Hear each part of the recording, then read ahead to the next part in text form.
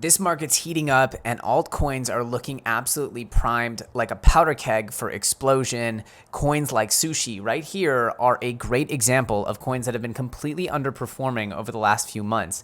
Look at this. As we look out at this Sushi chart, it's like this is one of the most used dexes on all of the interwebs. It's on so many chains. It's an early adopter, and now it's pushing into NFTs. And the best part about Sushi is it shares protocol fees with its users. Uniswap doesn't do that. So as we see here, it's just been in this like crushing consolidation for the last little bit. It just will not pump. It shall not pump. And that to me makes me smell like there's a little bit of price suppression going on here. By the way, Sushi all the way back here, right? The Sushi chart took so long to break out back in that sort of December period. And it had this massive sort of pump and dump at the beginning. And I want to kind of point to, this is the Solana chart earlier in the year, as you can see. And it really came down obviously when September crashed and everything crashed in DeFi, but it took a long time for Solana to sort of overcome this price suppression, this lagging indicator. And this is as the market was really heating up. And then we know what happened next. It took off pretty well here. As you can see, it went from about, a dollar here up to like $50. The point is that Solana and Sushi are both these coins, both Sam coins, by the way. Sam is heavily involved early on in these coins. And look, I'm not saying anything. I'm just saying that there seemed to be a very, very distinct lag here on Sushi and Solana. And then once they decided to go, they just didn't stop. And what can I say? Except, Sushi is, we know Sam's involved with Sushi heavily. He had that big statement about it where he took over part of the multi-sig responsibility. And obviously Solana is pretty much Sam's project. But I just want to say, I'm expecting some really interesting price action to come out of Sushi over the next few months. Certainly over the next few weeks, it could heat up. But I think that it, regaining all-time highs and making some pretty impressive growth from there would definitely not surprise me, given the liquidity, the trading, the NFT stuff, combining DeFi and NFTs. This is the big crux of what comes next, is the technologies that we've all been looping together, DeFi, NFTs, different layer one technologies, different competing chains and ecosystem, cross-chain bridges. Those technologies are all kind of looping and concentrating with certain projects excelling at all of them. And so DeFi plus NFTs is going to be an area for much pumpage.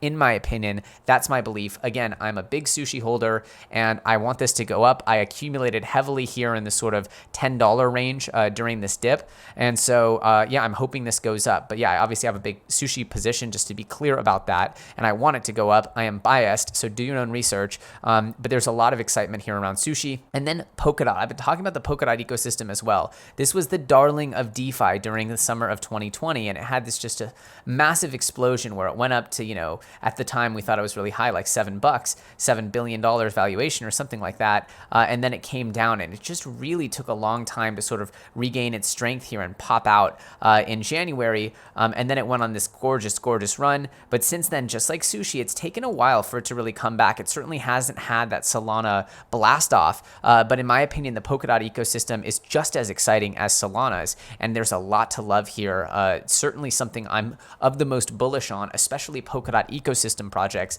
Like we saw those early movers in Moon River, MOVR, there's going to be others, and specifically Akala, which I said is something coming up. I don't own any Akala. I don't have any pre-sale in Akala. I would love to have some, but I don't. I think the game with Akala is to let it simmer off for at least a day or two or a week or two. The initial launch when these big tokens come to market can be very, very volatile. But the blue chips like Akala and like Moonbeam, and in this case Moon River, I don't know if it's going to be a crystallized blue chip, but those early mover projects on Polkadot are going to absolutely crush it. So these are the types of projects that could make huge, huge differences in your portfolio.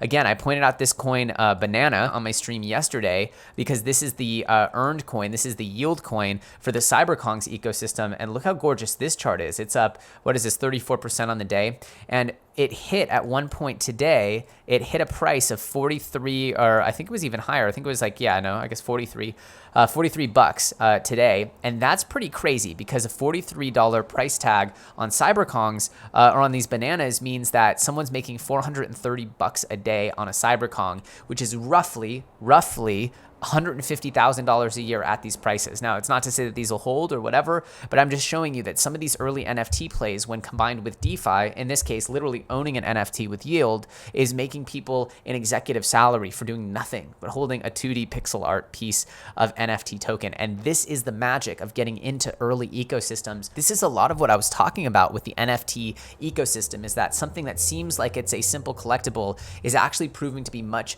much more. And you got to keep your eyes on this space. I've been like banging the table about this. And when we look back at the content I've made, I'm proud to say I think I've been not only first, but way out ahead of pretty much any other content creators in bringing the magic of NFT to life for you. And it's just the beginning, because this is the beginning of an entire digital economy for the metaverse. And these types of value accruals will actually be like really important real estate. I'm not saying cyberconks is for sure always going to go up. It's not what I'm saying. I'm just saying getting to the right ecosystems, whatever they might be, is going to be a huge return. Now, what are you looking at here? What is this image and why is it so interesting? Well, what I see here is that we have a Rinkeby chain, which is a testnet on Ethereum, to Phantom. So it seems as though we have one of the first sort of open decentralized NFT bridges here between Ethereum mainnet and Phantom. Very interesting. And what you can see is he's bridging a loot NFT. Very interesting. Anyway, this has led to a lot of excitement. As I've been telling you, Phantom is one to watch in the competing L1s, one of the lesser talked about L1s. I believe we first covered Phantom at about 3 cents here. So just a casual 50x here out of FTM since we started covering it several months ago, and it continues to grow. Now, the premier projects here on Phantom, it was up at 166. Great growth out of Phantom. The premier projects on Phantom include Spooky Swap and the Boo token, as well as I believe Popsicle Finance is on here. I'm not saying that any of these, I haven't looked at the price action, but understanding that FTM ecosystem projects will definitely have a narrative. The only thing missing for Phantom right now is it doesn't have that big and widespread of a community, but that can change with more and more exciting stuff, like with what Andre's doing with loot and rarity. So it's kind of very interesting stuff here. Again, I've been talking about Phantom and the ecosystem. Another ecosystem that I've been talking about a lot is, of course, Avalanche, and it's up slightly from where we covered it the other day. Again, it's been on a little bit of a tear. It did pop up here to the sort of mid $60 range, $64, and it corrected back, but there's a lot of momentum coming into Avalanche right now.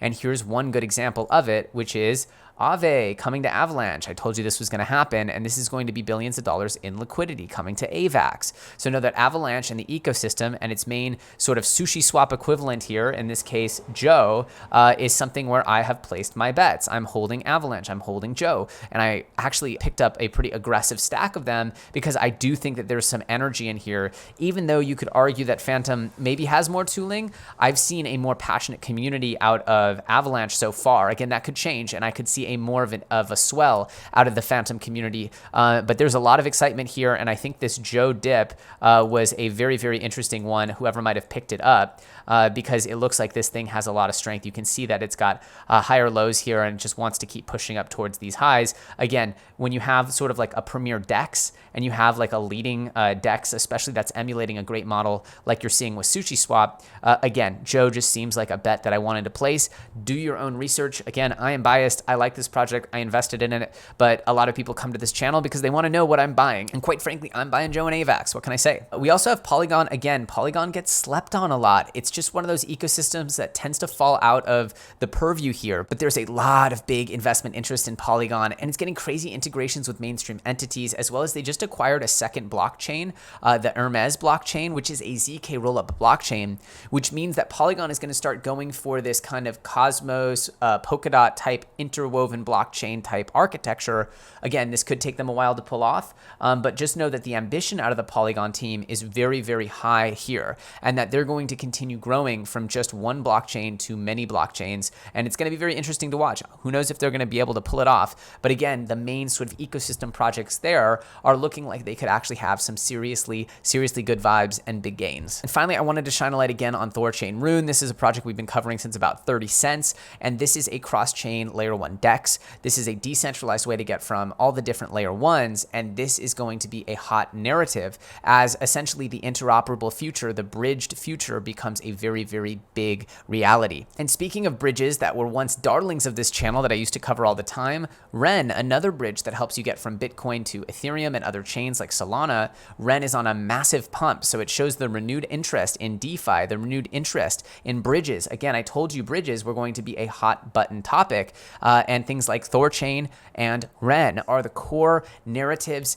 and the value props that I've been shining a light on repeatedly. So if you guys know how to navigate the space, you know I've been leading you to water each and every day here, hoping that I can help you drink. But again, this is your world, your financial future, and you need to make your own decisions here. I cannot tell you what to do. I can only lay out for you my thought process and my approach to the market, and then point to each time I've been right in retrospect. But again, look, I'm trying to help. I'm trying to help you guys learn, and all I can do is kind of lay out my thought processes and give you examples. But again, this is not a complete list. There's going to be many more coins that do fantastic, fantastic growth. So the game now is for you to take this knowledge and try to dig around, look around the corners, and use predictive modeling to understand which other coins and projects might benefit from the trends I've outlined. So there you have it, an altcoin list here as the market looks like it's ready to absolutely burst. Bitcoin wants more upside, Ethereum wants more upside, and that means that the entire market is likely to absolutely explode with gains. Let me know what you guys thought about this one. Smash that like button, and of course, if you guys are new around here, you're definitely going to want to subscribe and put that bell notification on. We're doing all kinds of time-sensitive content, as well as giving you some very important breadcrumbs to find your way to the Valhalla of the East. With that said, I'm Elio Trades. You can find me on Twitter at Elio Trades, and I'll see you very soon on the next episode.